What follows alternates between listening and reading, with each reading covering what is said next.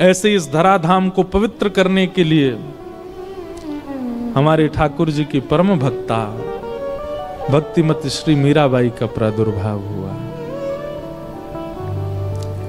माधवी गोपी, जिस गोपी ने अपना मुख छुपाया ठाकुर जी से अपनी मां के कहने पर, बहुत ध्यान से सुनिएगा, जिस गोपी ने अपना मुख छुपाया मां के कहने पर ठाकुर जी से, जब उसने ठाकुर जी को देखा तब उसके मन में आया कि अरे मां, विश्व की मां तो बालकों का कल्याण करने वाला पथ दिखाती है, पर आपने मुझे कैसा मार्ग बताया? जिस संसार से मुख छुपाना चाहिए था उसको तो दिखाने की आज्ञा दी, और जिनको दिखाना चाहिए था उनसे छुपाने की कह दी। अब तो दिन प्रति बस कृष्ण, मन कृष्ण तन कृष्ण ही हमारो धन, बस कृष्ण देखें कैसे भी। कल थोड़ी कथा में कह चुका था पहले, समय आया इंद्र पूजा बंद करके सब ब्रजवासी गोवर्धन पूजा करने के लिए गए, और 84 कोस के जितने ब्रजवासी हैं सब इकट्ठे भये। और वहीं इंद्र ने जब कोप करके वर्षा की, 7 बरस के ठाकुर जी ने 7 कोस लंबे चौड़े गिरिराज पर्वत को अपनी बाम हस्त की कन्नी उंगली पर धारण किया। और जैसे ही ठाकुर जी ने गिरिराज जी धारण किए, दूर दूर खड़े हुए लाखों ब्रजवासी सब गिरिराज जी के समीप आ गए, सब भीतर आके खड़े हो गए।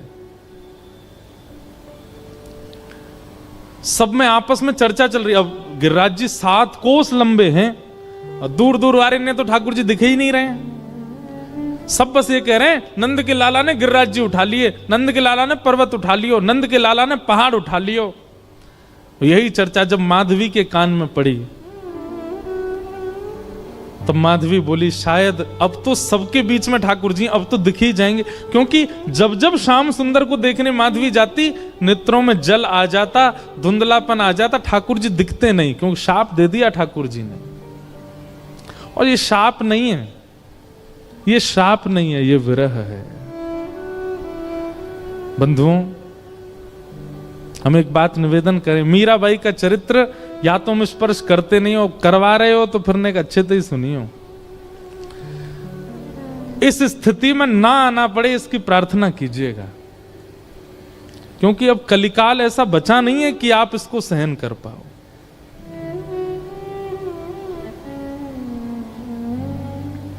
ठाकुर जी दिखते नहीं है मीरा को, माधवी को, लेकिन आज सोचने लगी सबके बीच में ठाकुर जी खड़े, यहां तो मैं छुप के देख ही लूं उनको, शायद दिख जाएं।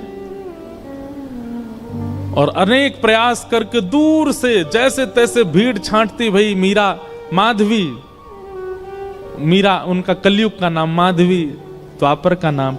माधवी जैसे ही पहुंची, त्रिमंगलली श्याम सुंदर अपने बाम हस्त की कन्नी उंगली के नख पर गिरिराज जी धारण करके खड़े हैं, अपने दाहिने हस्त से मुरली अधर पर रख करके और कोमल उंगलियों से सुंदर बीच बीच में ध्वनि बजा रहे हैं।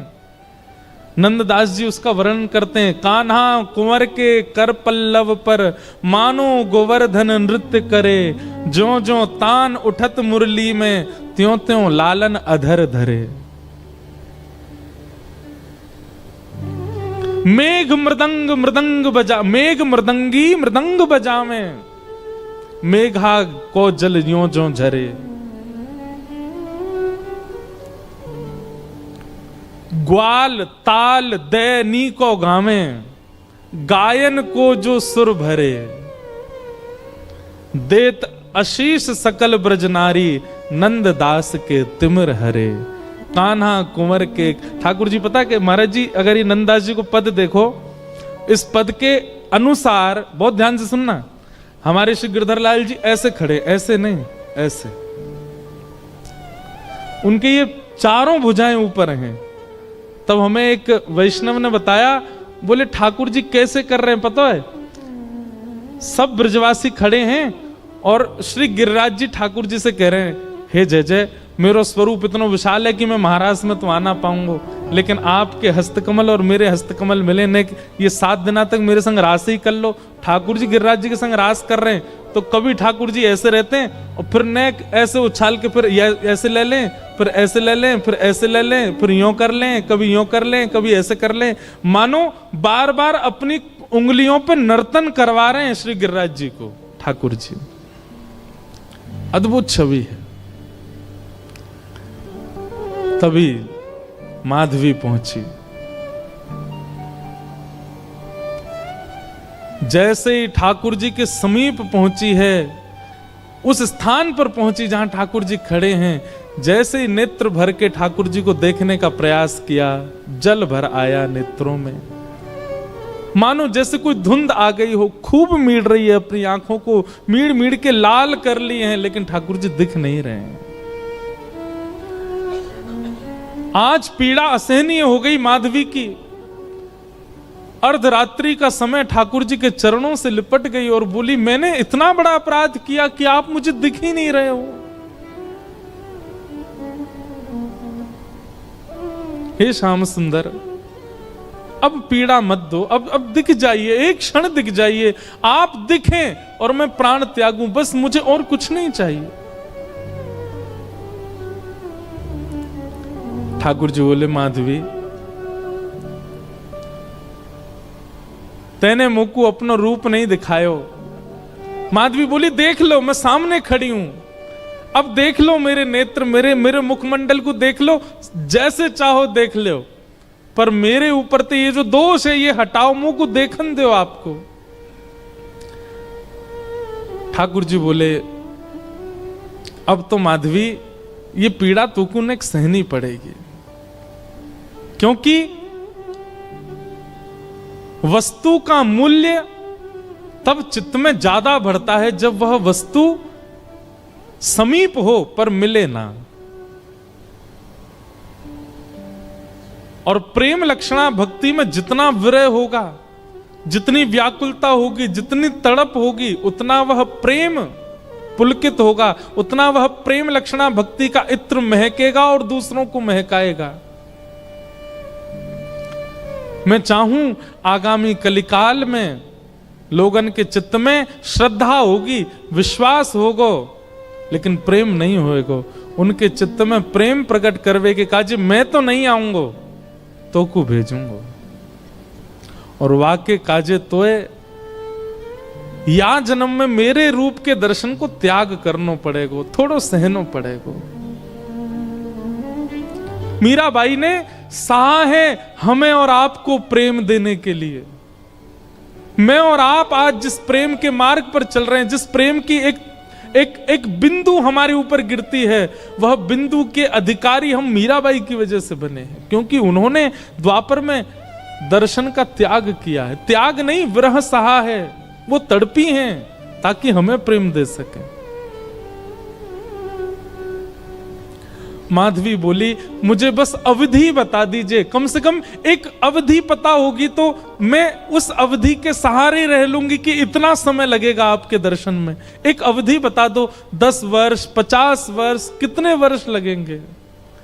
अवधि सुनकर के तो माधवी गिर पड़ी, रोने लगी। ठाकुर जी बोले, एक युग।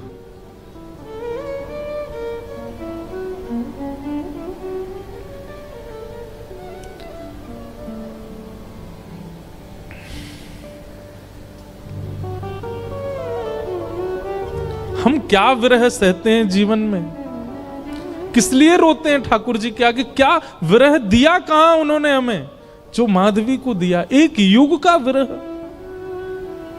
इतना विरह तो किसी गोपी को भी नहीं मिला, इतना विरह तो किसी ब्रजवासी को नहीं मिला जितना विरह माधवी को मिला है। एक युग का विरह।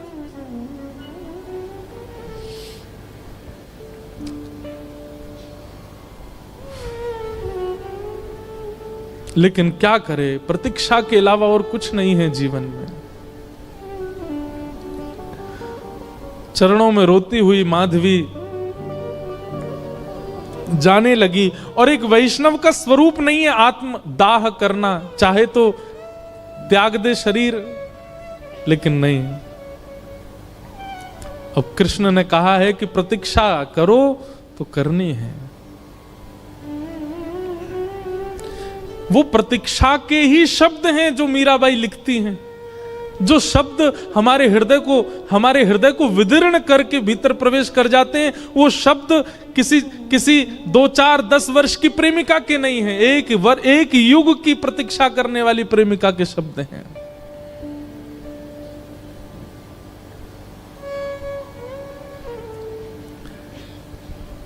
प्रतीक्षा कर रही है और द्वापर युग का विश्राम हुआ, माधवी का पांच भौतिक देह विश्राम हुआ, कलिकाल का प्रारंभ हुआ। और इसी कलिकाल में जैसे गंगा प्रकट होने से पूर्व कहती है कि मुझे धारण करने लायक है कोई पृथ्वी में, तब हिमालय ने अपनी गोद पसारी। ऐसे ही ऐसी प्रेम लक्षणा, ऐसी प्रेम की पराकाष्ठा स्वरूपा वो माधवी, उनको धारण करने वाला कोई वंश है। तब मेड़ता का राव दूदाजी का परिवार सौभाग्यवंत हुआ और शरद पूर्णिमा के दिन भक्तिमती मीराबाई का प्रादुर्भाव हुआ। वही माधवी कलयुग में मीरा बन करके प्रकट हुई। मीराबाई का वास्तविक नाम मीरा नहीं है, मिहिरा नाम है। जैसे नरसिंह मेहता जी का वास्तविक नाम नृसिंहराम मेहता, ऐसे ही मीराबाई का मूल नाम मिहिरा है।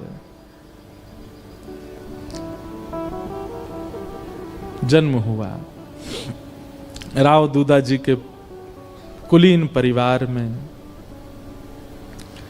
बाल्यकाल से ही मीराबाई का स्वरूप स्वभाव अन्य बालकों से बिल्कुल भिन्न है। बहुत शांत प्रशांत स्वभाव की हैं। एक चंचल बालक की तरह ऐसी चंचलता, चपलता, चतुरता नहीं है उनके चित्त में। बहुत सरल, छोटी सी बात पर रीझ जाने वाली, मान जाने वाली, प्रसन्न हो जाने वाली मीरा है।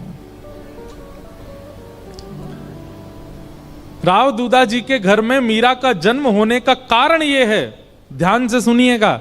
एक वैष्णव बालक यदि आपके घर में जन्मेगा, कोई बालक आपका भविष्य में चलकर के वैष्णव होगा, उसके पीछे कारण क्या होगा? राव दूदाजी एक दिन भी बिना हरि चर्चा के व्यतीत नहीं करते। मेड़ता में एक बार को कोई राजा आ जाए, उसके स्वागत सम्मान में कोई कमी हो सकती है, लेकिन मेड़ता में कोई महापुरुष संत आ जाएं, उनके स्वागत के लिए स्वयं राव दूदाजी जाते हैं। और नित्य प्रतिदिन नवीन संतों का आगमन होता है, अयोध्या से, ब्रजधाम से, द्वारिका से। एक बात कहें बंधुओं, अपने घर के द्वार सबके लिए बंद रखो, पर भगवत भजनानंदी वैष्णवों के लिए कभी नहीं। सदा ऐसा प्रयास करो कि आपके यहां कोई ना कोई आता ही रहे। अगर एक सप्ताह तक कोई ना आवे तो आपके चित्त में चिंता होनी चाहिए कि कोई आया क्यों नहीं। किसी को फोन करके जबरदस्ती टिकट करके बुलाओ, आ जाओ, हमारे घर पर रहो।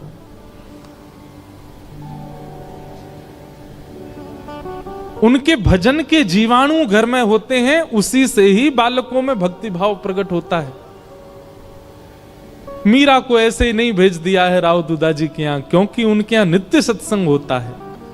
वर्षों से, मीरा के जन्म से पहले से ही नियम है सत्संग का।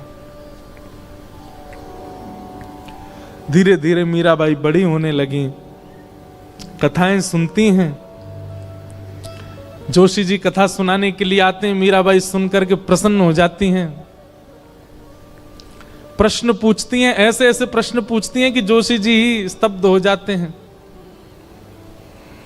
मीराबाई का स्वभाव ऐसा बताया गया कि कोई पूछता कि आप कौन हो, तो मीराबाई अपना परिचय ऐसा नहीं देती कि मेड़ता नरेश महाराज राव दूदाजी की मैं पौत्री हूं, बल्कि अपना परिचय ऐसे देती हैं, परम गौभक्त संत सेवी परम सत्संगी श्री ठाकुर जी राधा माधव की नित्य लीला नित्य सेवा में प्रवीण श्री राव दूधा जी की मैं पौत्री हूं। वो कभी ऐसा परिचय नहीं देती हैं कि इतने बड़े राजा घराने की मैं पुत्री। ये गुण भागवत में लिखा है कि परम भागवत कभी भी अपने उच्च कुल, अपनी जात, अपनी आदि आदि के प्रभाव में नहीं रहता। मीराबाई ऐसी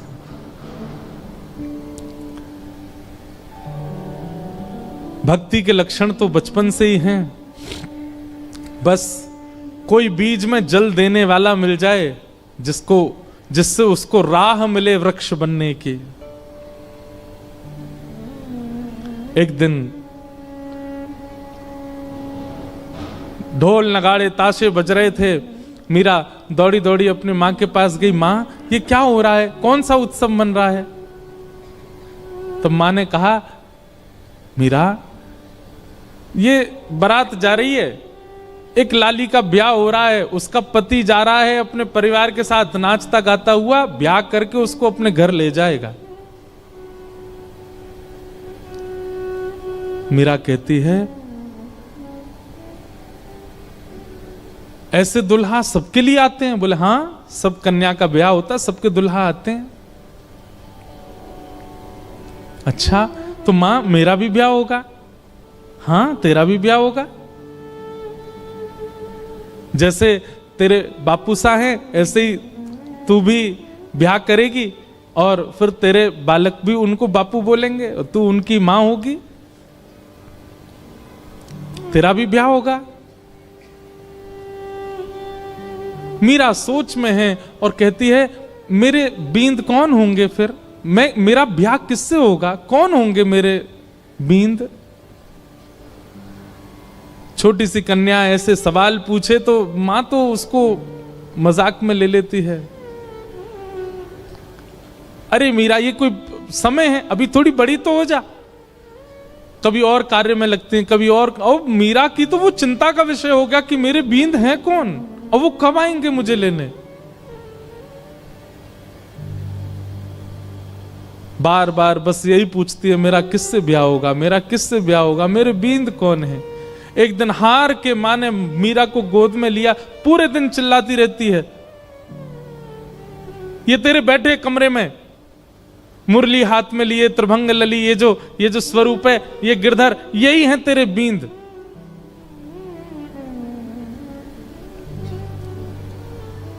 स्वरूप देखा ठाकुर जी का और मां ने कह दिया यही है तेरे बींद।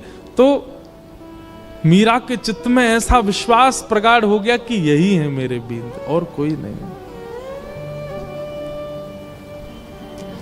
अब तो मीरा की स्थिति ऐसी हो गई, वो कक्ष में जब जाती है तो ठाकुर जी की ओर भी बहुत झुकी हुई नजरों से देखती है। ज्यादा मतलब व्यवहार ऐसा करने लगी कि मानो सच में ही ये उसके बींद हैं।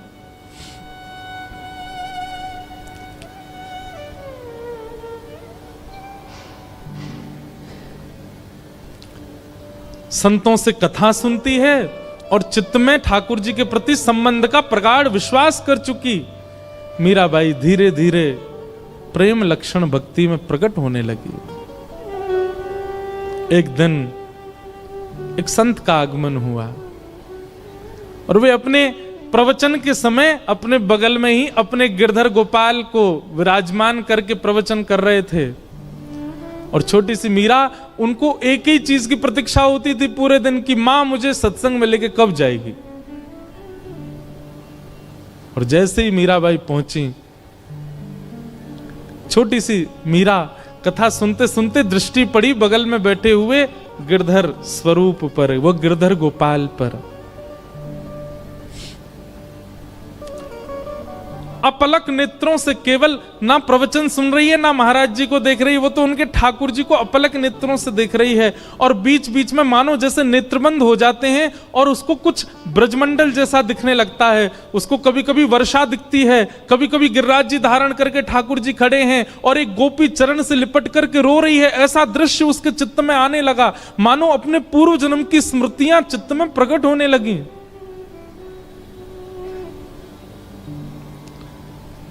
ठाकुर जी ने माधवी से कहा था, एक संत के माध्यम से मैं तेरे पास आऊंगा।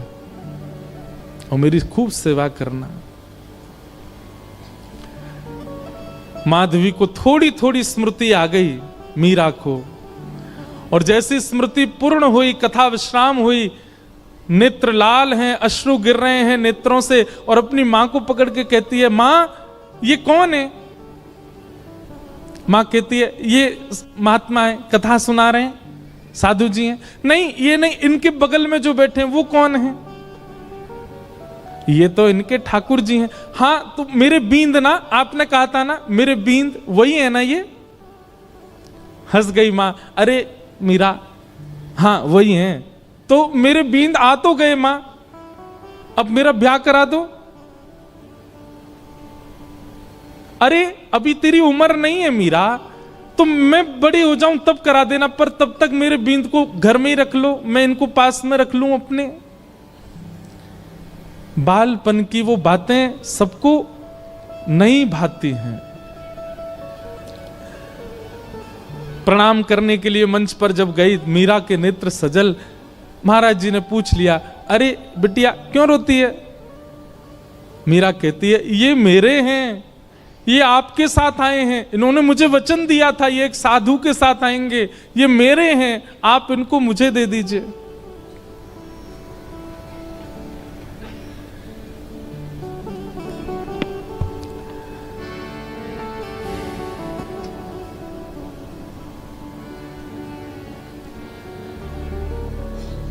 ये मेरे हैं।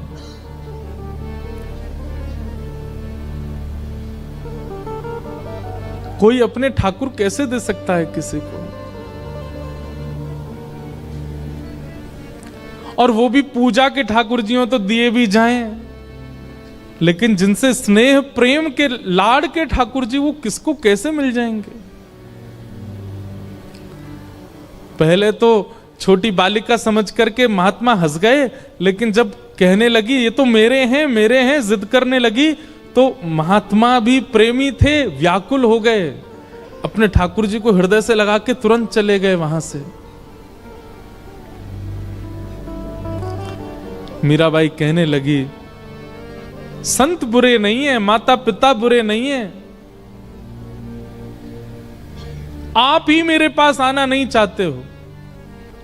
अरे और कितनी प्रतीक्षा कराओगे? मैं कब से प्रतीक्षा करती हूं, अब आ तो गए हो एक महात्मा के द्वारा, अब आ क्यों नहीं जाते मेरे पास? मां डांटती है, पिताजी डांटते हैं, सब घर के लोग समझाते हैं, पर मीरा की एक अलग जिद है। एकांत में बैठी रहती है, ना खाती है, ना पीती है, ना खेलती है, बस चिंतन करती है और रोती रहती है।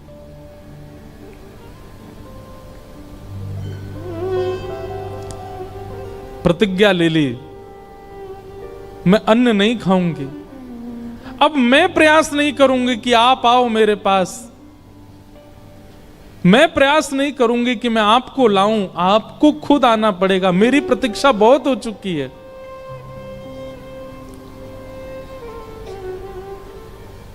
वहां महात्मा ठाकुर जी की सेवा शयन करा करके जैसे शयन में गए, ठाकुर जी उनके स्वप्न में आ गए, और स्वप्न में आकर के बोले, बाबा आपने मेरी खूब सेवा करी, खूब मेरे 56 भोग लगाए, खूब मोकू लाड़ प्यार कियो, खूब मोकू डुलायो, इतनो भाव से मेरी सेवा करी बाबा, पर अब आपकी सेवा पूरी है गई। जो बालिका आज कथा में आई, मैंने वाकू वचन दियो है कि मैं आपके माध्यम से आऊंगा, आप उनको जाए के मुंह को दे दो।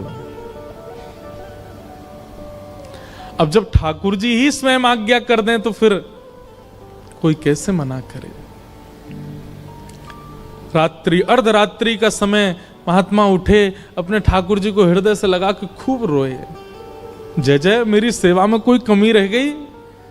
नहीं नहीं कोई कमी नहीं बाबा, मैं तो बहुत प्रसन्न हूं, पर अब कछु दिना आप एकांत में भजन करो, फिर मेरी प्राप्ति हो जाएगी।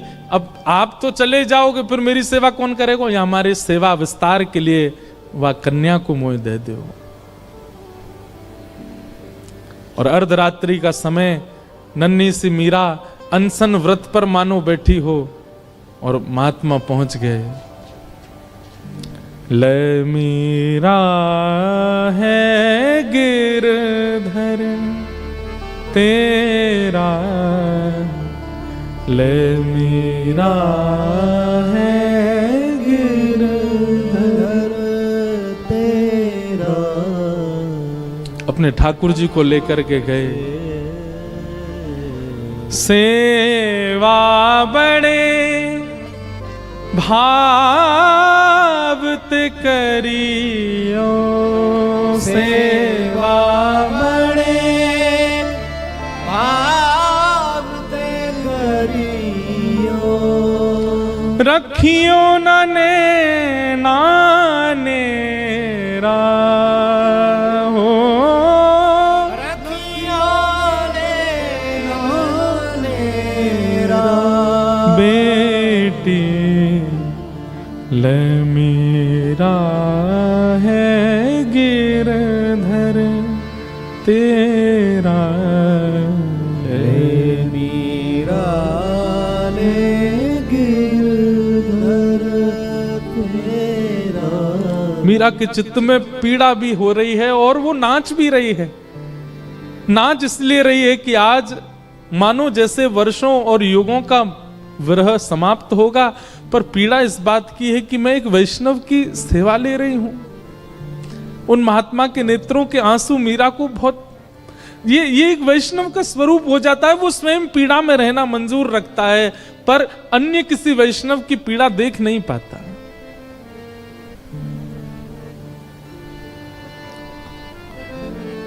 सो ही सुहागन प्रिय जाहिरी जै, सोई सुहागन प्रिय जाहिरी जै। तू सुहागन है बेटी,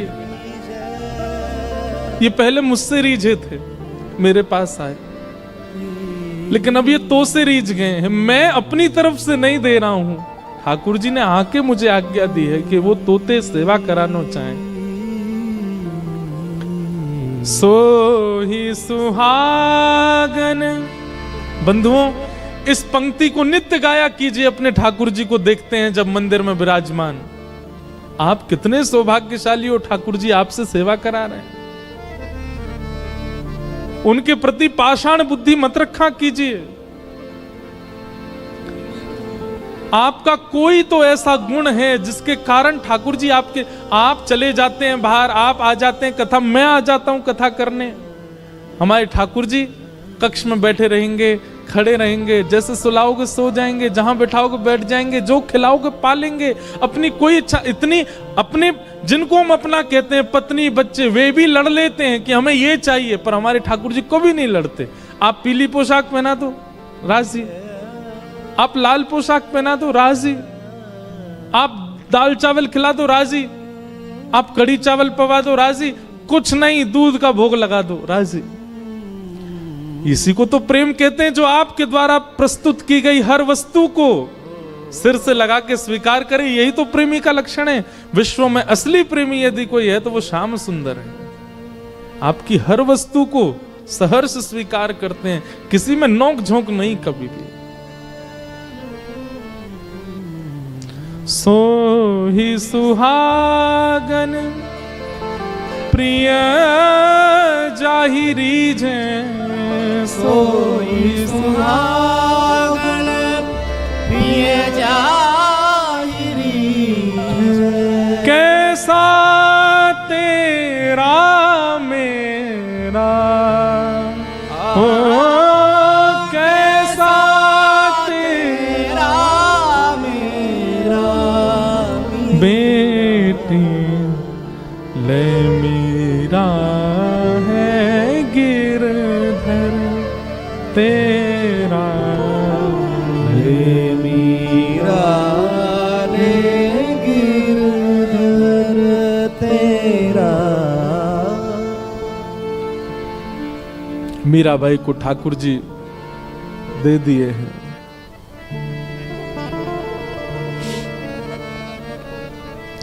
चले गए महात्मा। ये ठाकुर जी का नियम है बंधुओं। एक को संयोग देते हैं तो जिसको संयोग दे रहे हैं मानो किसी को वियोग देके आए, और जिसको संयोग दिया है वो तैयार रहे, एक दिन वियोग मिलेगा।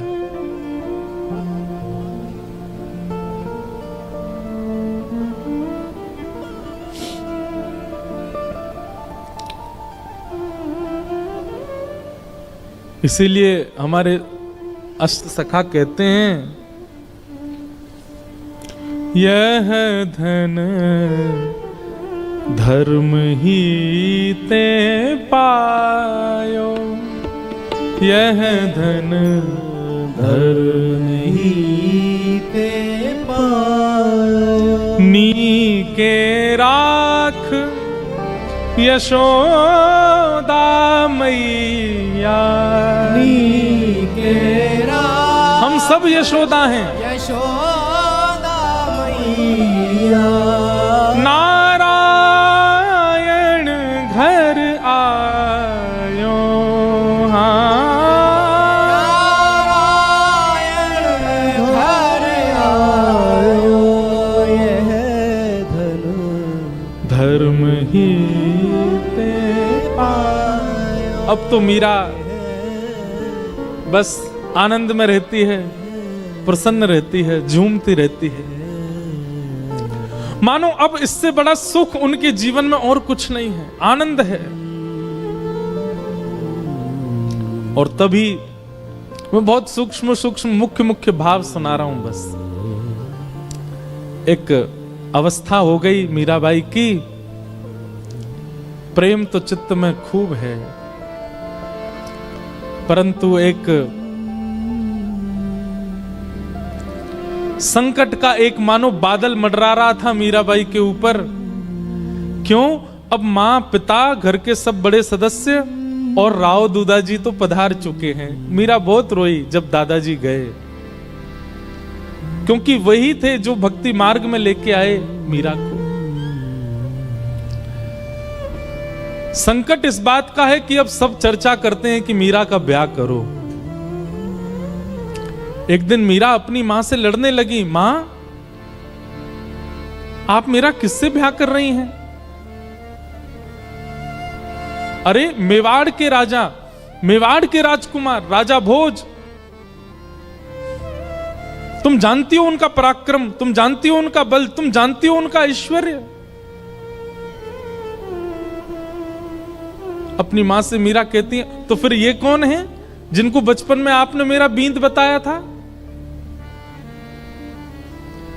अरे बालापन की बात है, बचपन में ऐसी तू जिद कर रही थी इसलिए बोला। बोले मां आपने तो ऐसे ही बोल दिया, परंतु मैं तो चित्त में घर करके बैठी हूं कि यही मेरे बींद हैं और मेरा स्वभाव व्यवहार सब कुछ वैसा ही है। आप अपनी बात से कैसे मुकर सकती हैं मां? चुपचाप तैयार हो जा, तुझे देखने वाले आ रहे हैं। कौन समझे विरह वेदना। मीराबाई बैठी है अपने ठाकुर के सामने, मंदिर में ही बैठी है, कुछ विशेष श्रृंगार नहीं किया है। तभी भोजराज और पूरा परिवार सब आए।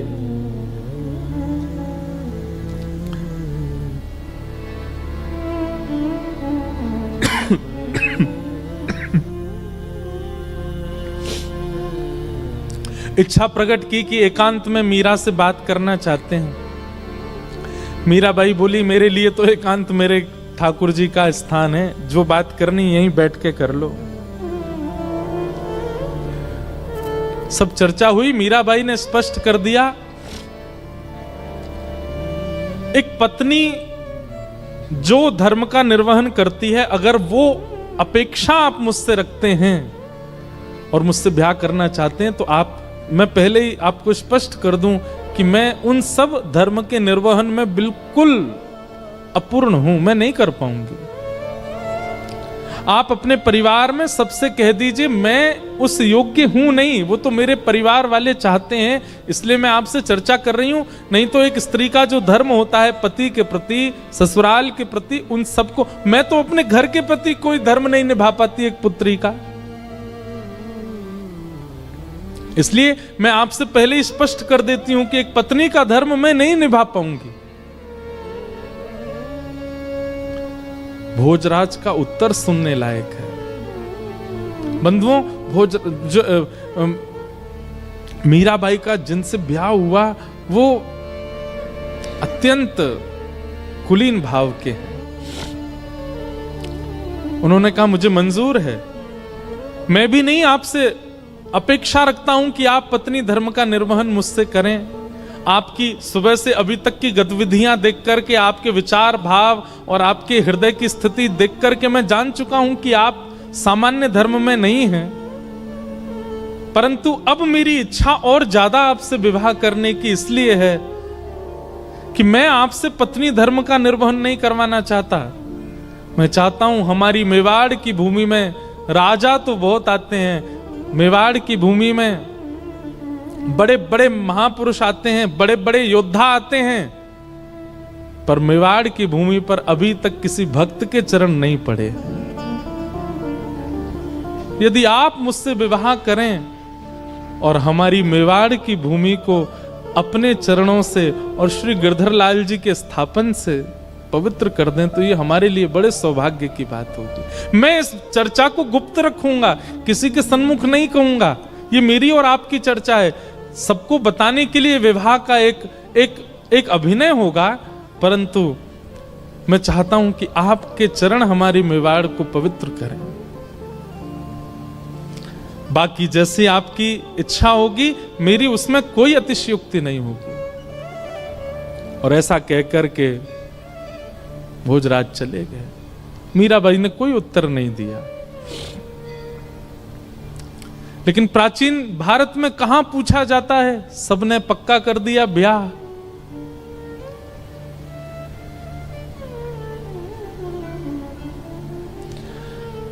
मीराबाई एक संत से जाके कहती है कि कभी अगर हृदय में बहुत वेदना होती हो और अपने प्रियतम को बतानी हो तो उसके लिए कोई उपाय है? तब एक संत ने कहा तुम पत्र लिखा करो और वृंदावन जाने वाले किसी व्यक्ति के हाथ वो पत्र भेज दिया करो।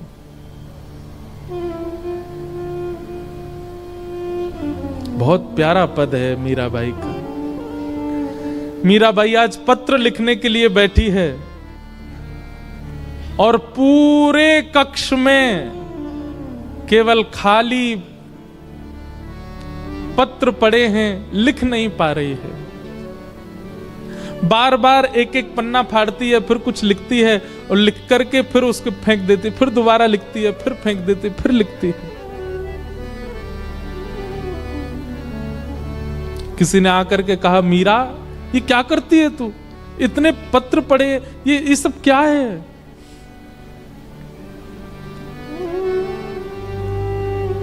पत्तियां मैं कैसे लिखूं, लिखी ही न जाए। पत्तियां मैं कैसे लिखूं, लिखी ही न जाए। पत्तियां मैं कैसे लिखूं, लिखी ही न जाए।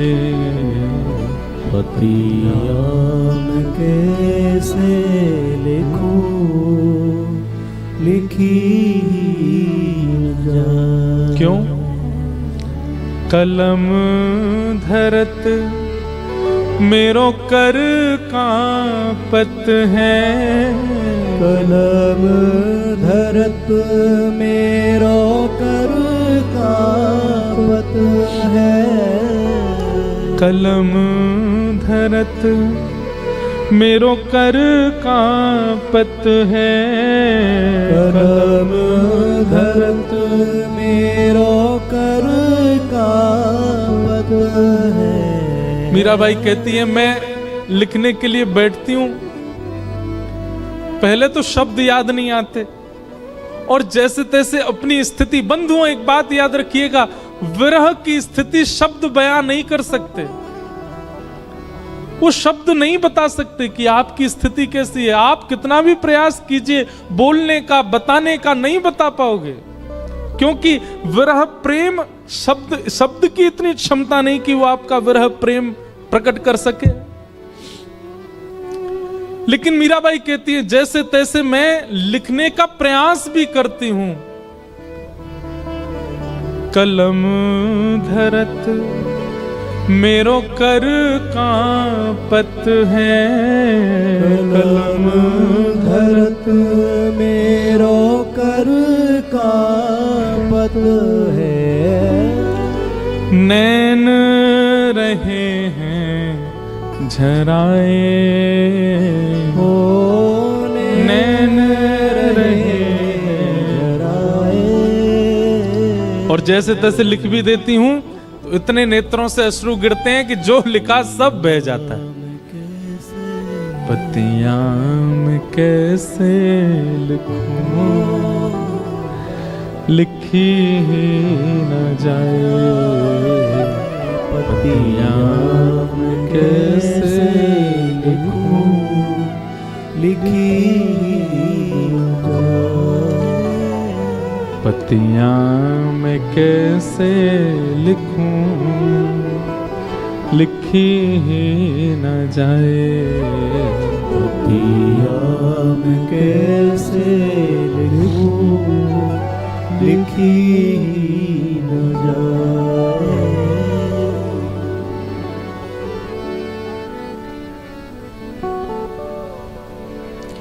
मीराबाई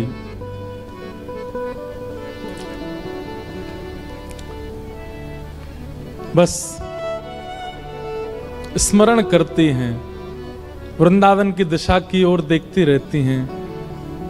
अभी भी विरह समाप्त नहीं हुआ है। घड़ी आई विवाह की, पूरा मेड़ता सजा है, परंतु होने वाली दुल्हन उसके मुख पर बिल्कुल प्रसन्नता नहीं है। मीराबाई ठाकुर जी के सामने बैठकर के केवल इतनी प्रार्थना करती है, मैं देह और आत्मा को अलग मानती हूं। मैं जानती हूं देह की क्रिया आप स्वीकार नहीं करते। देह भले ही कोई और वर्ण करके ले जाए, कम से कम आत्मा आपकी है, ये स्वीकार करके मुझे कैसे भी बता दीजिए कि आपने मुझे स्वीकार कर लिया। मुझे और कुछ नहीं चाहिए। अन्य से देह का विवाह हो, उससे पहले पहले आत्मा का आपसे विवाह हो जाए। हे ठाकुर जी, मैं और कुछ नहीं मांगती आपसे।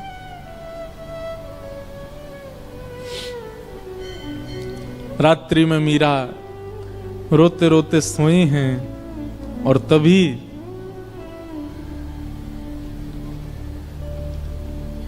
स्वप्न में श्री ठाकुर जी पधारे और मीराबाई के साथ स्वप्न में ही विवाह संपन्न हो गया। ठाकुर जी ने विवाह किया। प्रातः काल का समय, पूरे घर में शादी की तैयारियां चल रही हैं। मां दौड़ी दौड़ी मीराबाई के कक्ष में गई, अभी तक मीरा उठी नहीं है। जैसे ही भवन में प्रवेश करके भीतर देखा, एक नवीन शादी का जोड़ा पहने हैं, हाथों में मेहंदी रची हुई है, मांग में सिंदूर भरा है, गले में सुंदर ऐसा अद्भुत मंगलसूत्र पहन रखा है, यहां तक केवल चूड़ियों से अलंकृत हाथ हैं। अद्भुत श्रृंगार और प्रसन्न मुद्रा में मीरा सोई है। मीराबाई के विवाह के लिए जो पोशाक मंगाई गई है वो तो दूर रखी है, ये एक नवीन पोशाक, और ऐसी पोशाक की मेड़ताओं ने भी कभी नहीं देखी होगी। मां ने तुरंत मीराबाई को उठाया, उठा करके पूछा, मीरा जल्दी उठ, ये सब क्या करके बैठी है? तेरे मांग में सिंदूर, गले में मंगलसूत्र, हाथ रचे हुए, ये इतने सुंदर तूने जोड़ा, ये क्या करके आई है? कहां से लेके आई है सब?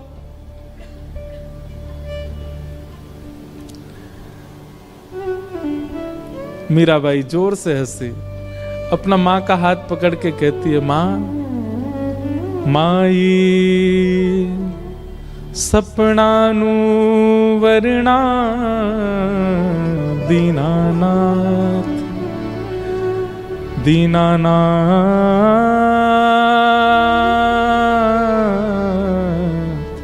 दीनानाथ।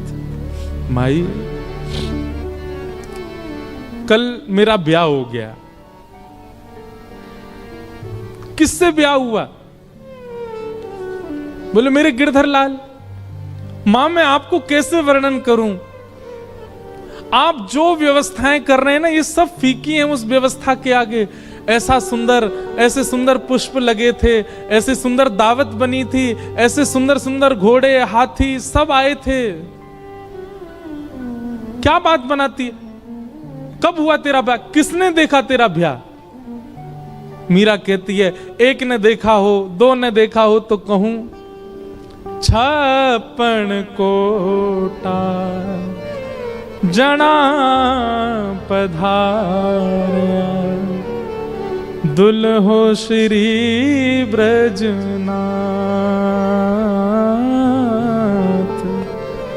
दुल्हो श्री ब्रजनाथ।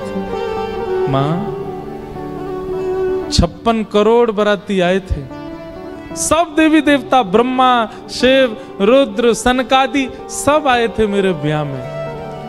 और इन सब बरातियों के बीच एक सुंदर से हाथी पर सहरा बांधे, अद्भुत पोशाक पहने, मधुर मुस्कान, कटाक्ष नेत्र, मधुर घुंघराले केश, हाथ में मुरली लिए मेरे दुल्हा बनकर के साक्षात ब्रजनाथ श्री कृष्ण आए थे।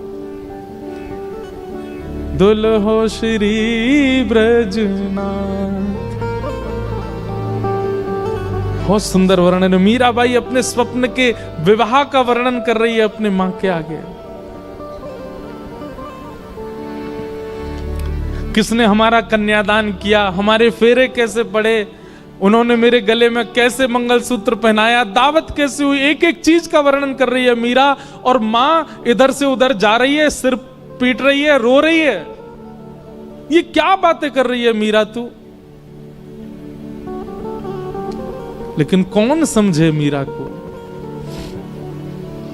मीराबाई हंसने लगी और कहने लगी, मां मेरा ब्याह हो गया। मां तुरंत भीतर गई, घड़े में जल भर के लाई और ला करके मीरा के मांग का सिंदूर पोंछने लगी। मीरा कहती हैं, अब चाहे जो कर लो मां, ये देह चाहे जिसको दे दो, पर आत्मा को तो स्वीकार कर लिया है श्याम सुंदर ने। अब मैं राजी राजी चली जाऊंगी जहां भेजोगी, मुझे अब परवाह नहीं। मैं जिनकी हूं उन्होंने मुझे स्वीकार कर लिया है। कितनी पीड़ादायी बात है। मीराबाई का पुनः श्रृंगार किया गया और फिर मंडप में ले जाया गया।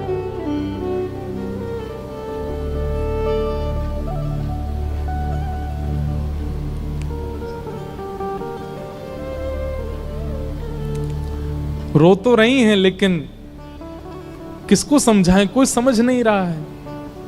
और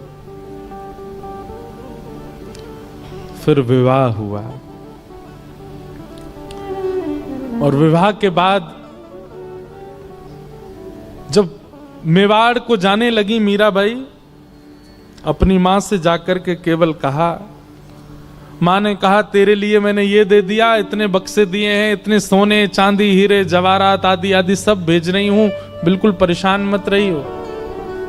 मीराबाई कहती हैं, सब रख लो, बस मेरे गिरधर लाल दे दो, उनको लेके चली जाऊंगी, मुझे इन सब की आवश्यकता नहीं। एक अश्रु बिंद नहीं है मीरा के नेत्रों में विदाई के समय। अपने ठाकुर जी को गोद में ले रही है, सब देख रहे हैं, मीरा को रो रहे हैं, पर मीरा केवल अपने ठाकुर जी को निहार रही हैं, नेत्र नीचे करके। गाड़ी, बैलगाड़ी, घोड़ा गाड़ी, हाथी गाड़ी सब धीरे धीरे चलते जा रहे हैं और मीरा ना प्रसन्न है ना उदास है, बस एक समत्व है मुखमंडल पर। निकल गई मेवाड़।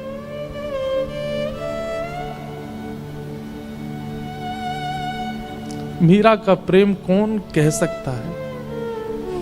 इस तुच्छ मुख से कितना कहें उनका प्रेम। केवल त्याग है पूरे जीवन में और कुछ नहीं। आ गई, विवाह हो गया। विवाह के बाद उनके पति अनुकूल थे, उनकी पूजा में कभी विक्षेप नहीं होने देते थे। लेकिन ठाकुर जी की पता नहीं कैसी लीला है कि जो अनुकूल होता है भक्ति में उसको दूर कर देते हैं। और एक दिन आगरा के युद्ध में पूरे परिवार में केवल मीरा का संग देने वाले उनके पति, उनको इतने बाण लगे कि वे मरणासन अवस्था में आ गए। मरणासन अवस्था में जब लाया गया, वैद्य ने लेप करके उनको जब कक्ष में लिटाया, मीरा दूर खड़ी खड़ी देख रही है और एक मित्र के भांति दोनों चर्चा करते हैं। लेकिन भोजराज मीरा के प्रति गुरु का भाव रखते हैं। भोजराज कहते हैं, मैंने आपका स्पर्श कन्यादान के समय किया था, आपके हस्त कमल का, परंतु अब मुझे लगता है मेरा अंत समीप है, उससे पूर्व में एक बार आपका स्पर्श करना चाहता हूं। मीराबाई कुछ नहीं बोली। तो भोजराज कहते हैं, मैं एक बार केवल आपके श्री चरणों का स्पर्श करना चाहता हूं।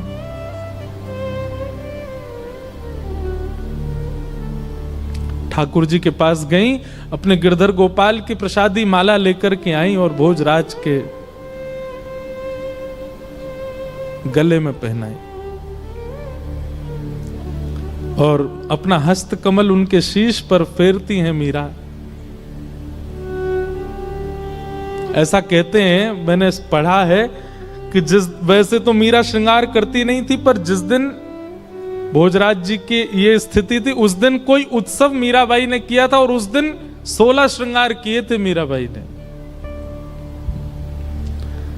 और उस श्रृंगार के रूप में मीराबाई को देखते देखते देखते मानो जैसे उनके पति को साक्षात युगल ही एक रूप में हो, ऐसा दिखने लगा। और उनके पति अपने प्राण त्याग देते हैं।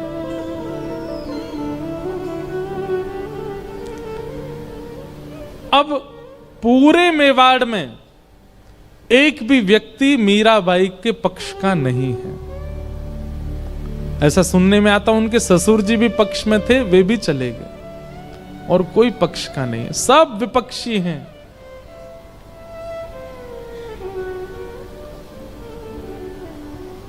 खूब यातनाएं देते हैं, प्रताड़ना करते हैं, उपहास करते हैं, पर मीराबाई को इससे कोई फर्क नहीं पड़ता।